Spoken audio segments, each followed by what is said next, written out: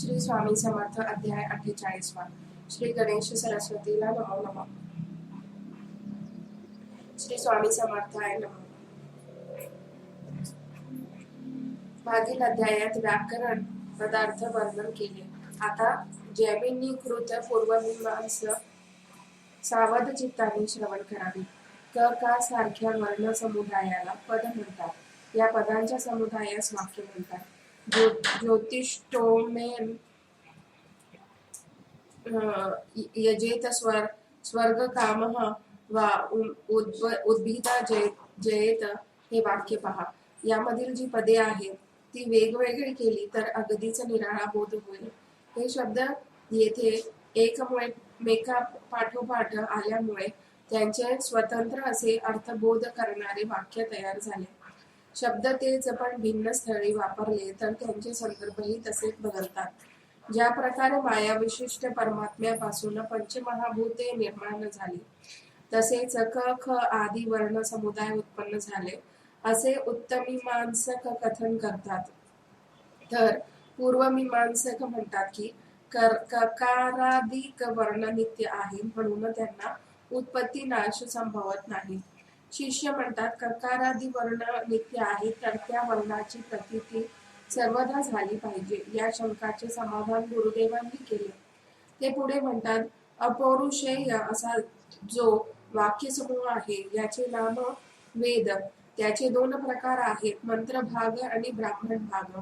जे वेदवाक्य अधिकारी पुरुषांना यज्ञादी कर्मांना प्रवृत्त करते ते वेदवाक्य अर्थवाद रूप होय. अर्थवादाचेही 3 प्रकार आहेत. पहिला गुणवाद, दुसरा अनुवाद, तिसरा भूतार्थवाद. लोकांमध्ये आणि वेदांमध्ये मांडणी करताना सारखाच पदांचा, वर्णांचा, शब्दांचा वापर होतो. तथापि वेदांच्या वाक्यामध्ये अपूर्व असा वाक्यार्थ असतो. वेदाच्या पूर्वकांड वाक्यांचा धर्मजिज्ञासा रूप अर्थ आहे आणि उपनिषदारूप उत्तरकांडाचा ब्रह्मजिज्ञासा ब्रह्मरूप अर्थ आहे. हे दोनही अर्थ प्रत्यक्षाधिक लौकिक प्रमाणाने समजत नाही म्हणून दोन्ही अपूर्व ठरतात. जी वेदवचने मंत्ररूप आहेत ती देवादिकास स्मरण करवितात. यास्तव ते अर्थवाद तथा मंत्राची प्रमाणे त्या विधी वाक्यार्थामध्ये स्पष्ट आहेत.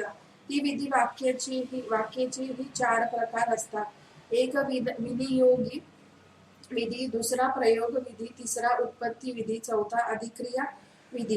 विधी वाक्य म्हणजे जे भावनांची प्रतिपादक आहेत त्या वाक्यांच्या अर्थामध्ये साधन, साध्य, कीर्ती, इति कर्तव्यता या तिन्हीचा उपयोग असतो. यज्ञादी कर्मांच्या अनुष्ठानाने अपूर्व असे धर्मरूप उत्पन्न होते ज्यामुळे ते करणाऱ्या पुरुषास स्वर्ग प्राप्ती होते.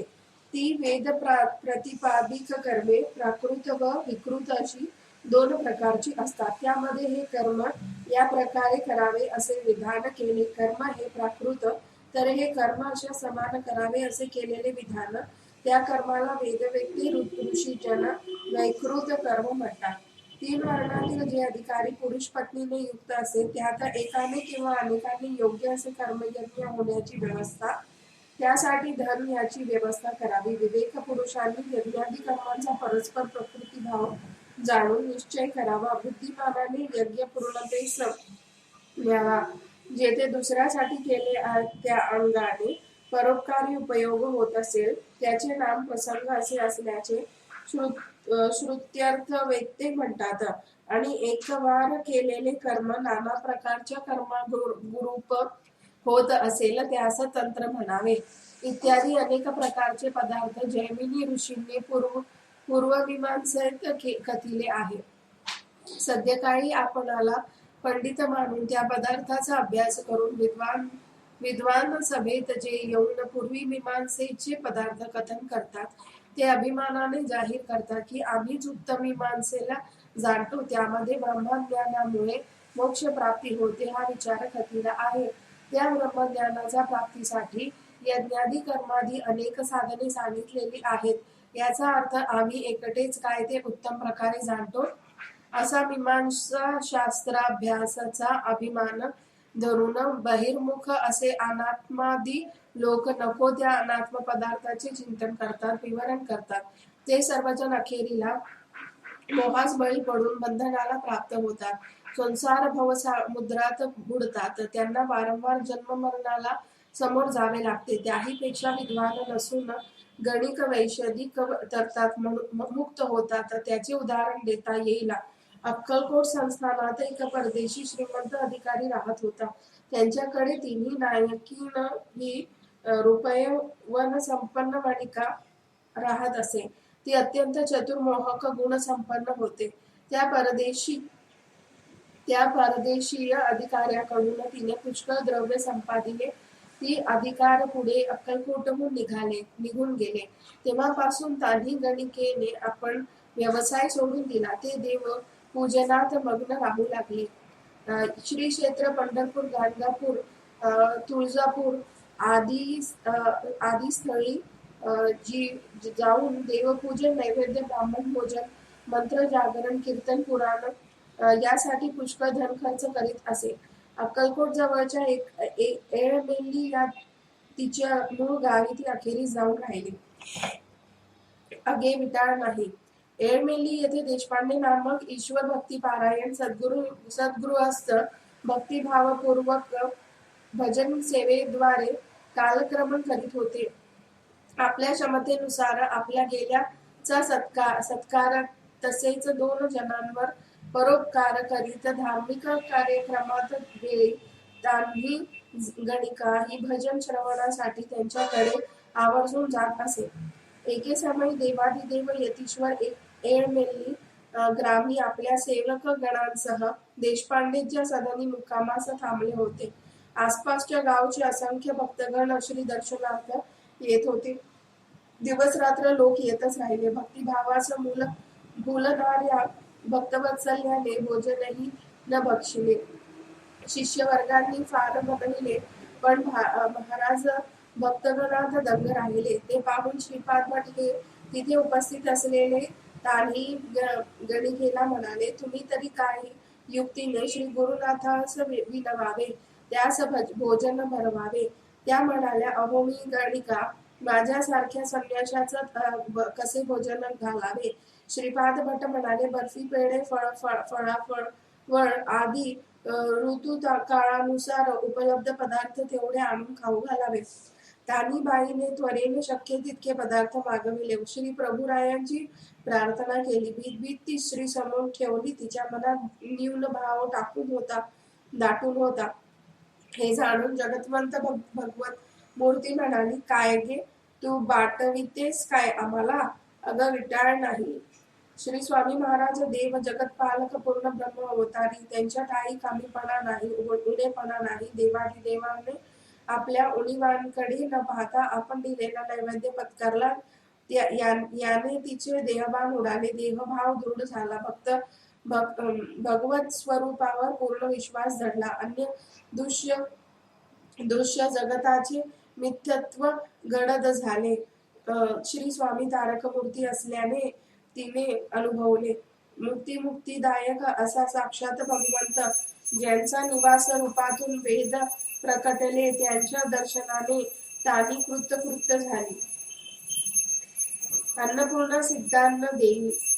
दुसऱ्या दिवशी श्री स्वामी महाराज एळमेलीतून निघाले. कोल्हाळी ग्रामाच्या रानातून हिंडत खेळत चालले. त्यावेळी महाराजांसमवेत 100 सेवेकरी, गाई, बैलघोडे आदी मोठ्या लवाजमा होता. सकाळपासून संध्याकाळपर्यंत ही रपेट चालू राहिली. भूक तहानेने व्याकुळ मंडळी गलित गात्र होऊन गेली होती. कोल्हाळीच्या दुतर्फा काट्याकुट्यांनी भरलेल्या रानातून चालणे हे सर्वसामान्यांच्या क्षमतेबाहेरचे प्रकरण होते. समर्थ कोठेही थांबेनात, बसेनात. श्री सूर्यनारायण क्षितिजावर निघून गेले होते. त्यावेळी अल्पवयीन श्रीपाद भटांनी वाटेतील काटे काढून थोडा मार्ग नीट केला. शेतात जाण्यासाठी वाट काढून स्वतःच वाटेत आडवा पडला. समर्थाची विनवणी करू लागला. देवराया, मी लेकरू लहान, आम्ही सर्व अन्नविन अस्वस्थ बनलो आहोत. आम्ही आता आमचा अगदी जीवच घेऊन टाका हो, आणि मग जा वाटेल तिकडे, किंवा या वृक्षतळी तरी बसावे हो चंद्रमौळी. हे ऐकून श्री सद्गुरु स्वामीराव हसू लागले. भक्तगणांच्या अवस्थेने कळवळलेही. मग शेतात जाऊन बसले. ते पाहून श्रीपाद भटांनी देवांना नमस्कार केला व म्हणाले, मी कुठून तरी पाणी आणतो. कोणीतरी म्हणाले, येथून मैलभरावर पाणी मिळेल, तिकडे मधुर स्वच्छ पाणी आहे. मग धोंडीबा, मालबा, खेमदास, काशीकर बुवा, गोविंद पुराणिक यांना समवेत घेऊन श्रीपाद भट जलशोधार्थ चाचपडत निघाले. बरोबर घागरी घेतल्या होत्या. स्वयंपाकाचा बरेचसा भांडी सामान सोबत असायचे. सर्वप्रथम थोडेसे पाणी त्वरेने आणून श्री स्वामीराया सुट्टीने फलाहार भरविला. बाकी सर्व अगदी भुकेने व्याकुळ झाले होते. भोजनासाठी स्वामीरायांना विनवित असताना सुराध्यक्ष महाराज म्हणाले, त्या आंब्याच्या झाडाखाली जावे.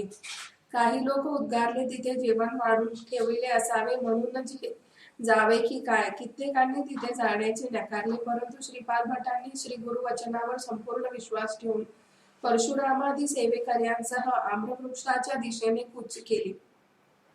तिथे जाऊन पाहतात ते काय, एक प्रसन्न वदन वृक्ष सुहासिनी तिथे उभी होती. श्रीपाद भटांनी नम्रपणे त्यास नमन करून विचारले, माय, तुम्ही कोण, कुठल्या? येथे एकट्या उभ्या राहण्याचे कारण काय? आपल्याकडे थोडे बहुत फळादी अन्न आहे काय? माऊली म्हणाली, या शेतात आंब्याच्या झाडाखाली आज आमची मंडळी भोजनाला यायची आहे. उत्तम सिद्धान्य आणून ठेवली आहे, परंतु अद्याप आमचा परिवार आलेला नाही. अस्तमान होऊन गेला, काय करावे? त्याची वाट पाहत कोठवर तिष्ठावे? असे करा, तुम्ही हे सर्व सिद्धांत घेऊन जावे. शुद्ध जलाच्या गागरे ही भरलेल्या आहेत, त्यांनाही न्याव्या. त्या अन्नपूर्णा मातोश्रींना श्रीपादस दिलेल्या सिद्धांनामध्ये एक मोठे धातूचे दुग्ध पात्र, तुपाचे आणि आमटीचे भांडे, पोळ्यांचे मोठे भरलेले टोपले, एका टोपलीत पुष्कळ भाकऱ्या भरलेल्या, तिळाच्या भाकऱ्याचेही मोठे लाकडी पात्र, हरभऱ्याच्या व वाटलेल्या डाळीचे टोपले, दोन तीन भाज्यांच्या टोपल्या, थालीपीठ, कडबुळे, चटण्या, कोशिंबिरीचीही भांडी, फोडणीच्या भाताचे फार मोठे तपेले, असे भरपूर साहित्य होते. ब्राह्मण सेवेकऱ्यांनी ही भांडी टोपली आपल्या माथ्यावर घेतली. श्रीपादाने स्वतःच्या डोक्यावर तांदुळाचे भांडे घेतले व हातात पाण्याने भरलेली घागर घेतली. गोविंद पुराणिकांनी पाण्याची भली थोरली घागर निर्भयपणे उचलली व निघता निघता त्या बाईंना म्हणाले, चलावे आपणही तुम्ही माये श्री स्वामींच्या दर्शनासी. श्री गुरुप्रसाद घ्यावा हो माते. अगदी आमच्यावरील दुर्घट अशा प्रसंगी आम्हाला पुष्कळ अन्नभोजन पुरवून मोठी कृपा केली. बाई म्हणाला, आता तुम्ही चला, मागहून मीही येते दर्शनाला. आपण सर्वजण फारच भुकेले आहात, त्वरेने जा, आता वेळ काढू नका. मग ती अनेक सिद्धांनी माथ्यावर घेऊन ब्राह्मण सेवेकरी निघाले. अन्य सेवेकऱ्यांनी आम्रपत्रांच्या पत्रावळी आणल्या. श्री स्वामी समर्थ लीलाधरांसमोर हे सारे साहित्य ठेवण्यात आले. समर्थ देव उद्धारले. द्रोणासहित समस्त पत्रावळी झटकन लावा भक्त हो. त्यावेळी काही मशाली पेटविण्यात आल्या, दीपही लावण्यात आले. समर्थांसमवेत पत्रावळी लावून ती अमुक सिद्धाने वाढण्यात आली. भोजनाची सिद्धता झाल्यावर सर्व जातींचे सेवेकरी आपापल्या मर्यादेने दूर जवळ बसले. श्री दत्तोत्रेय श्री स्वामी नामाने संकल्प सुटले. मग सर्वांनी समग्र सिद्धांताचा समरसून स्वाद घेतला. त्यावेळी श्री गुरुरायांनी काही सेवेले नाही. यथेच्छ भोजन करताना सर्व समर्थांचे श्लोक म्हणत होते. भोजनोपरांत त्यांनी तृप्त होऊन ढेकर दिली. इतके अमर्याद भोजन झाल्यावर साऱ्यांनी अन्नाची धुंद चढली. म्हणू लागले, धन्य परमात्मा गोविंद सच्चिदानंद जगद्गुरु स्वामीराया अरण्यामध्ये यत्किंचित पदार्थ नसून अन्नपूर्णेचे हस्ते अपार अन्न अशा दुर्घट प्रसंगी जे देवमून यथास्थित भोजन घातले. ही अगटित सद्गुरु लीला ज्याचा काही पार नाही. ही लीला ब्रह्मादिक देव असुर मानवांसाठी न कळणारी न उलगडणारी आहे. मग आम्हा पोटार्थी मदमतींना कळत नाही. यात नवल ते काय. याप्रमाणे काही मते व्यक्त करीत सारेजण बघता बघता झोपी गेले. श्री स्वामीराजे मात्र स्वतंत्र जागृत राहिले. दुसऱ्या दिवशी सर्व उठल्यावर लाकडी बाबूंच्या टोपल्या बाजूला टाकून अन्नपूर्णा मातेकडून मिळालेली धातूची प्रसादिक भांडी घेऊन सेवक मंडळी अक्कलकोटच्या दिशेने निघण्यास सिद्ध झाले. श्री स्वामी महाराज बसण्यासाठी घोड्यावर तयार होते. त्यात स्थानापन्न होऊन जगन्नाथ प्रज्ञापुरी पातले. अन्नपूर्णा परिपूर्ण सदाशिव प्राणवल्लभा अर्पणा आंब्याच्या झाडाखाली उभी साचार सगुणा पाहिली. मोजक्या भगवंतांनी पुन्हा तिचे कुणाचेही दर्शन लाभले नाही. तीच ती जी ज्ञानवैराग्य सिद्धीची कृपाभक्ती मुमुक्षूला देत असे. अन्न पुष्कळ देत म्हणून अन्नपूर्णा स्वामींची सिद्ध जाणव. ही माता समर्थांची नाना कार्य प्रेमाने धावत येऊन त्वरेने दाढीस नेते. श्री गुरु परमात्म्याच्या आज्ञेनुसार अन्नपूर्णेने 100 सेवकऱ्यांना अमोप सिद्धांना उपलब्ध करविले. हे सगळे श्री गुरुलीलामृत भक्तियुक्त भावनेने श्रवण सेवेद्वारे प्राशन करा. हे सदैव सकळ सिद्धिदायक आहे हे निसंशय. अक्कलकोटचे महिपती मालोजी सोलापूर गव्हर्नरच्या भेटीस जाण्यापूर्वी श्री स्वामी आज्ञा घेण्यासाठी आले. महाराजांनी मालोजींच्या डाव्या हातात पिकदाणे हत्यार हातात तलवार देऊन जावे असे सांगितले. मालोजी गव्हर्नरला भेटले. त्या काळी इंग्रजी संस्थानात हत्यार बाळगण्याची बंदी केली होती. मालोजींना राजा म्हणून जो मानपान असतो तो व तोफांची सरबत्ती दिली जाते ती इंग्रजांनी दिली नाही, परंतु संस्थानात हत्यारे बाळगण्याची आज्ञापत्रिका इंग्रजांनी दिली. काही अन्य कार्याचीही पूर्तता झाली. गव्हर्नर सोलापूरहून निघताच रूपवर मालोजी अक्कलकोटात दाखल झाले. देवाधिदेव श्री स्वामी देवांच्या दर्शनार्थ बुधवार पेठेत गेले. मालोजी राजांनी आपणास श्रीहस्ते प्राप्त चिन्हांप्रमाणे अनुभव आल्याचे कथन केले. महाराज तलवार दिली त्यानुसार हत्याराची मोकळीक झाली. एका हाती पिकदाणी मिळाली. त्याप्रमाणे राजा म्हणून सरबत्ती मानपान मात्र साहेबांनी दिले नाही. आपण साक्षात भगवान आहात. एका वेळी शुभ आणि अपमान होण्याचे सूचन आपण केले. तसाच अनुभव आला. तेव्हापासून मालोजी राजांची श्री स्वामी पदी दृढतर भक्ती जडली. चोळप्पाही त्यांना प्रिय झाले. चोळप्पा हे समर्थ सेवेसाठी काया मन आणि वाणी जिजवतात हे जाणून राजाने प्रत्येक महिन्यासाठी त्यांना 5 रुपयांची नेमणूक लावून दिली. श्री स्वामीराया हे संचारेश्वर होते. ते आपल्या भक्तसेवकांसहित पाहिजे तिथे संचार करीत असत. वाटेल तितके मुक्काम करीत असत. कुणाच्याही घरी जाऊन बसत. अनिर्बंध मुक्त संचार निर्भयतेने चालत असे. वाटेल त्या व्यक्तीकडे भोजन करीत. कसलाही भेदाभेद त्यांच्या ठाई नव्हता. सर्व जातींच्या लोकांना श्री नरहरी देव समान दृष्टीनेच वागवीत. सर्वांभूती दयाभाव राखत चालत वृक्षास भेटून त्यांची विचारपूस करीत. गुरगोडी ओढीत मार्गाने चालत असल्या आपल्याशीच बोलावे, हसावे, झाडांवरून दगडांवरून पाय फिरवावे, म्हणावे काय पाहिजे तुम्हाला.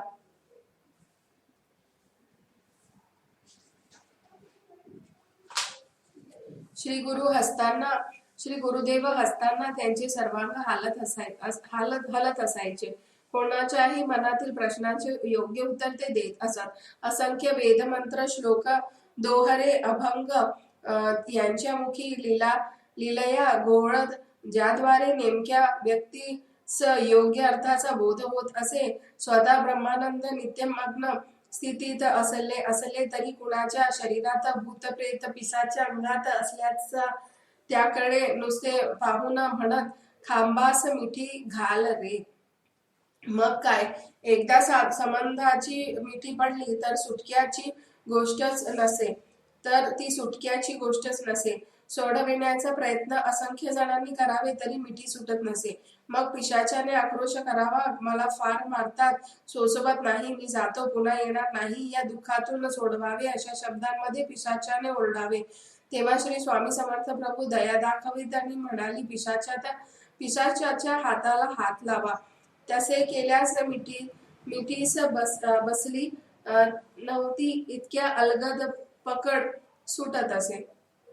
मंत्र तंत्र यंत्र धूप अंगारे दोरे अन्न वस्त्र फळादिक उतारे असा कोणताही प्रकार पंचाक्षरी भूत काढणारा फसवून द्रव्य घेणारा अंगात पिशाच्याला बोलावून घेणे हे काहीच करावे लागत नाही. केवळ श्री स्वामी समर्थ दर्शनाने पिशाच्यांच्या सुगती मिळते. बाधा झालेला देह मोकळा होतो. रोग महारोग या दारुण स्थितीतून लोक लीलया बाहेर पडतात. औषध व द्रव्यही खर्च झाले नाही. हा असंख्य जणांचा अनुभव होता व आहे. श्री स्वामी महाराजांचे नित्यदर्शन भवतारक आहे. केवळ त्यानेच विजयश्री लाभते हे सत्य आहे. सर्व प्रकारची कार्ये संपूर्णपणे सिद्धीस जातात, या संशयाचा काही भाग नाही. नेत्ररोगामध्ये मेंढीचे व बकरीचे दूध डोळ्यात घातले असता नेत्ररोगाचे समूळ निर्मूलन होणे, नारू बरा करण्यासाठी त्या जखमेवर म्हैशीचे उष्ण शेण बांधणे, दुधात शेंदूर घालून खलून त्याचे मर्दन वायूने दुखणाऱ्या भागावर केले असता संधीचा वायू निरसन होणे, प्रसूती होण्यास विलंब झाला असता गायीचे प्यालेले उष्टे जल गर्भस्त्रीला दिले असता किंवा निंबाचा गर्भ उगाळून त्याचा काढा प्राशन केला असता प्रसूती निशंकपणे सुलभ होणे, निंब वृक्षाच्या पानास रस काढून त्यात सदैव घालून प्याले, संधव घालून प्याले तर पोटशूलाची निवृत्ती होणे, खोल घावांवर रातूळ उगाळून लाविता जखम अल्पावधीत बुजणे, गरम दुधात साखर घालून ते चिनी भांड्यात ठेवून प्राशन केले असता खोकला जाणे, हरभरे देवांवर फेकता हवा तितका पाऊस कोसळणे, निर्जन घोर वनात अन्नपूर्णेने सिद्धास जेवून घालणे, या लीला शेकडो भक्तांनी अनुभवल्या. समर्थ मुखातून निघालेल्या तारक वचनांचा भरवसा ठेवून जनमानसाने आपले व्याधी निरसन सहजरित्या केले. श्री स्वामी समर्थांच्या समर्थ वचनात सामर्थ्यतिशीय साऱ्यांनी याचा प्रत्यक्ष अनुभव अक्कलकोटात तेव्हा घेतला, आज सर्वत्रच घेत आहे. एकदा तर महाराजांनी मृतदेहास जीवन देण्यास सहज लीला केली. मूषकास जीवनदान. एके दिवशी स्वच्छंद फिरणारी लीलाधर मूर्ती राजवाड्याच्या दिशेने आली. सर्वांना अत्यंत आनंद झाला. महाद्वार मोकळे झाले. राजदरबारी श्री स्वामी सेवेची लगबग चालली. अवधूत मूर्ती राजमंदिरात प्रवेशताच मालोजी राजांनी समोर येऊन त्यास डोपाळ्यावर बसविले.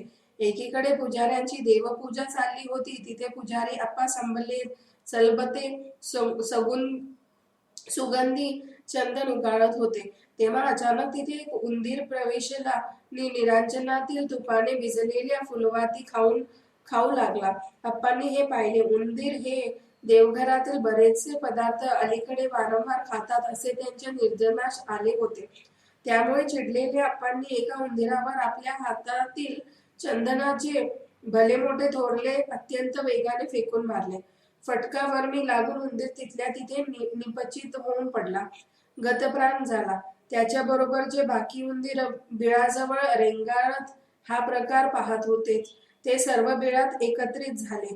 त्यांना प्रार्थना आपण करतो तसे प्राणीही भक्तवत्सल्यासमोर शरण असतात. ते म्हणू लागले, देवा, आम्हाला दुःख झाले. आपण आम्हाला या मूषकतेतून का जन्मात घातले? आमचा हा असा चोर स्वभाव. आम्ही लोकांना फार उपद्रव देतो, त्यामुळे लोक आमचा जीव घेतात. यावर आम्हाला काही उपाय सुचेनासा झाला. आम्ही आता कोठे जावे? लोकांच्या घरामध्ये असतात पदार्थ लहान मोठे, ते अल्पस्वल्प खाऊन आम्ही जगतो. एक प्रकारे उपद्रव देणे हा आमचा स्वभावच बनलेला आहे. खातो, नाश करतो, फोडतो हा आमचा जन्म स्वभाव. त्यामुळे आम्ही दुःख भोगतो, कोणालाही उपद्रव देतो, लोकांना त्रासवितो. आम्ही मूषक, चोर, दुष्ट, ओढाळ. नारायणा, तुझे ईश्वराविन कोण करील आमचा सांभाळ? एकीकडे मूषक मंडळी गोंधळून गेली आहेत. आप्पा सलबतेंनी कसलीही चाड न ठेवता मृत मूषकाच्या शेपटीस धरून उचलले व त्याला बाहेर फेकण्यात आले. या घटनेने श्री स्वामी महाराजांचे बारीक लक्ष होते. ते आप्पांना म्हणाले, मेलेल्या उंदीराचे शव माझ्याकडे द्या. हे स्वामीचे बोल ऐकून आप्पा सलबते भीत पुढे आले. दीनबंधू भक्तवत्सल्याच्या हाती मूषकास सोपवून ते देवघरात परतले. इकडे स्वामींनी मूषकाला झोपड्याच्या काडीतून वारंवार घालून टाकले. मग आपल्या हाती घेऊन त्याच्या कानी बदले, तुझला काय झाले रे? हे दृश्य नृपाती मालोजी भोसले व इतर दरबार मंडळी चकित होऊन पाहत होते. समर्थ सद्गुरू उद्गारले, बच्चा जाओ, आपल्या घरी जाओय आता. असे समर्थ वचन ऐकताच ते उंदीर तत्काळ जिवंत झाला.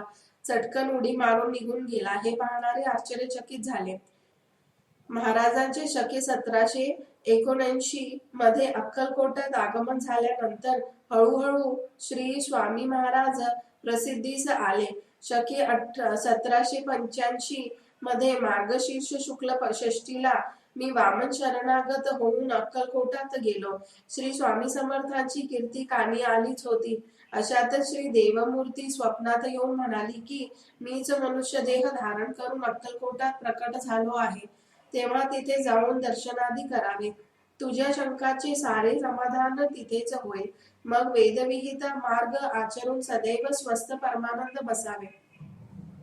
श्री गुरूंचा प्राप्त संदेश व पितृआज्ञा घेऊन वामोरीहून नगरात चालत येऊन गारदौंडीला आगगाडीत बसून करडूची वाडी बार्शी स्टेशनात उतरून चालत सोलापूरला गेलो. तिथून पुढे चालत चालत अक्कलकोट गाठले. त्या नगरात समर्थ शोधात घेत फिरलो. ते अवतारी पुरुषोत्तम स्वामीदेव कुठे आहेत? या गावी आहेत की अन्य गावी गेलेत असे पेठेत विचारले असता स्वामीराय हे नागणसूर गावाच्या दिशेने गेले. तिकडे जावे असे उत्तर मिळाले. म्हणून झपाझप नागणसुरास गेलो असला तिथे कळले की महाराज व भक्तजन पुढील गावी गेले आहेत. मग लगोलग कोतवालचे हदर तथा हैदराग्राम गाठले. तिथेच मुक्काम केला. नदी तीरी स्नान केले. तिथेच थोडे अन्न शिजविले. एक साधू समवेत होते. त्यांच्या सहज भोजन केले. नंतर एका व्यक्तीच्या दुकानात निजलो. दुसऱ्या दिवशी गुरुवार होता. लवकरच उठून हैदराच्या ख्वाजा पिरास वंदून सत्वरे पुढच्या नगरीस निघालो. श्री दत्तात्रेयांचा शोध घेत घेत पुढे गेलो असता एका गावी काही लोकांकडून स्वामींविषयी माहिती समजली. एका शेतात ते उभे असल्याचे कळल्यानंतर त्वरेने तिथे जाऊन दृढ भावाने प्रभुचरण धरले. प्रसन्न वदनाने श्री स्वामीरायन मला म्हणाले, सर्व अभिप्राय मला कळला. आम्ही स्वप्ने प्रत्यय दाखविला. स्वस्थ आनंदमय असावे. त्यावेळी महाराजास नेहमीचे 4-5 सेवेकरी व दर्शनासाठी आलेले काही लोक तेवढे होते. मग संगमेश्वराजवळ पयो नदीच्या संगमामध्ये जगद्गुरु उतरले. मध्यभागी पाण्यावर जाऊन बसले. हे लीला एक याम म्हणजे 3 तास चालली होती. मग मीही पाण्यात उतरून त्यांच्यापाशी गेलो. श्री प्रभू अंगाला सुगंध द्रव्य लावून स्नान घातले. श्रींनी आनंदाने सेवा स्वीकारली. मग किनाऱ्यावर परतल्यावर त्यांचे अंग पुसले. चोळप्पाकडून कौपीन घेऊन ती दिली. भाळी चंदन लावले. सुगंध परिमळ दरवळला. मग काशाय वस्त्र पांघरले. त्या काळी त्या भागात उपलब्ध वनपुष्पे गोळा केली होती. ती अर्पण करीत यथाशक्ती पूजन केले. मुखात काही घास अन्न भरविले. प्रत्यक्ष देवाला साष्टांग नमस्कार घातला. मग श्री स्वामी समर्थ हास्यवदन झाले. मला उच्च स्वराने महामंत्र उपदेशिला. मनामध्ये बऱ्याच दिवसांपासून जे प्राप्त व्हावे, जे जसे असावे ह्याचे प्रमाण गृहीत धरले होते ते तसेच मिळाले. मंत्राचे न्याय ध्यानादिक नियम विधीपूर्वक कसे पाळावेत ते सांगून श्री गुरुदेवांनी अवधूत गीता माझ्या अंगावर टाकली. तेव्हा माझे सर्व सामान त्या दिव्य अद्भुत मूर्तीच्या समोर ठेवले. तेव्हा संगमाचे पाणी भांड्यात भरून माझ्या हाती देत श्री स्वामी तारक वचन वदले, ब्रह्मनिष्ठ होशील बाळा, भिणे कधीच नाही कली काळा. आमची सेवा करून सांभाळा, वैदिक मर्यादा सर्वत्र. बाळ, तू ब्रह्मनिष्ठ होशील, कलिकाळसही कधी भिवू नकोस. आमची सेवा करताना वैदिक मर्यादांचे पालन कर. आम्ही मूळ पुरुष वटवृक्षाजवळ वास करतो. त्यावेळी प्रसन्नवदन श्री गुरूंची मुद्रा पाहून एका दर्शनार्थीने श्री गुरूंना यांची ज्ञाती कोणती हे विचारले. श्री स्वामी भगवान म्हणाले, आम्ही मूळ पुरुष दत्तनगर वटवृक्षाजवळ वास करतो. हा प्रश्न पुन्हा खोदून विचारू नये. आम्ही यजुर्वेदी ब्राह्मण काश्यप गोत्री, आमची राशी मीन, आमचे नाव नृसिंह भान. मग वेदमंत्र उच्चारण करीत राहिले. तेव्हा उपस्थित जन म्हणू लागले, अहो देवराया, आपण अवतरला आहात जगतराया. हंसनाळा नावाच्या गावी श्री स्वामी राजमूर्ती एका ब्राह्मणाच्या घरी मुक्कामास होती. त्यावेळी श्रींकडून गणगापूर येथे जाण्याची आज्ञा झाल्यानुसार तिथे जाऊन श्री गुरुचरित्र सप्ताह केला. त्यावेळी नरहरी श्री गुरुस्वामी स्वप्नामध्ये येऊन हाती पोथी देऊन म्हणाले, प्रज्ञापुरी आम्हीच आहोत हे निसंशय समजावे. गाणगापुरास श्री दत्त जयंती उत्सव साजरा करून अक्कलकोटी जगजेठी परमात्मा श्री स्वामी समर्थ वंदिले. तेव्हा प्रसन्नमूर्ती देवराया लागलीच प्रसाद दिला व आमच्या घरी निघण्याची आज्ञा केली. आनंदामध्ये मग्न होऊन स्वनगरी परतलो. वडिलास वंदन करून घडलेले सर्व हकीकत निवेदन केले. अद्भुत श्री गुरुलीलावतारी श्री स्वामीरायांनी आपणास पावन केले ते वर्णन समरसून केले. अशा प्रकारे स्वस्ती श्री गुरुलीलामृताच्या ब्रह्मनिष्ठ वामनाने रचिलेला वेदांगशास्त्रमथित श्री गुरु शिष्य संवाद रूप असा हा 48वा गौड अध्याय येथे समाप्त होत आहे. श्री स्वामी समर्थ.